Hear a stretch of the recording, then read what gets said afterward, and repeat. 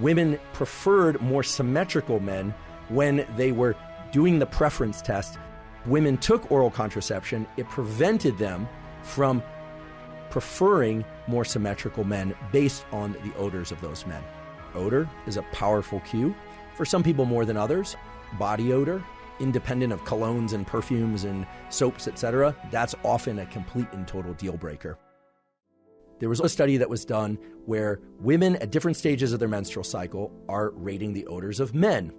And as a result was found such that women who are in the pre-ovulatory phase of their menstrual cycle will rate men's odors as more attractive than at other stages of their cycle. So the simple way to put this is that there seems to be something special about the pre-ovulatory phase of a woman's menstrual cycle that makes men rate them as more attractive during that time, and women rate men as more attractive during that particular time as well. So this is a bidirectional effect. The way that the second study was done, where women are rating men, was not just to smell the odors of those men on t-shirts. They did that, but they correlated that with whether or not the shirts were worn by men that were particularly physically symmetrical. They actually had these men divided into groups. It was more of a continuum, rather, rated according to body symmetry and face symmetry. And women preferred more symmetrical men when they were doing the preference test during the pre-ovulatory phase of their cycle. So again, the point is that pre-ovulatory phase of the cycle seems to create a bidirectional mutual attractiveness. Now, also extremely interesting is that this effect does really seem to have something to do with ovulation, because in both studies, they had women that were taking oral contraception or not, and what they found was if a woman is taking oral contraception, it prevented that peak in perceived attractiveness by the men, meaning men no longer perceived a woman to be more attractive at a particular phase of their cycle. And also, women taking oral contraception no longer preferred the odors of more symmetrical men during the pre-ovulatory phase of their cycle.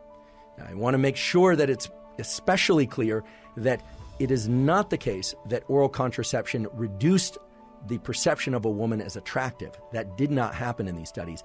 It reduced the further increase in a male's perception of her as attractive. And if women took oral contraception, it prevented them from preferring more symmetrical men based on the odors of those men. Now, I realize there are a lot of variables here. We've got odors, we've got symmetry, we've got menstrual cycle, pre-ovulatory, non-pre-ovulatory, and we have whether or not people are taking contraception or not. But the basic finding is that depending on where women are in their menstrual cycle influences both men's perception of them as attractive and their perception of men as attractive, and oral contraception eliminates that effect.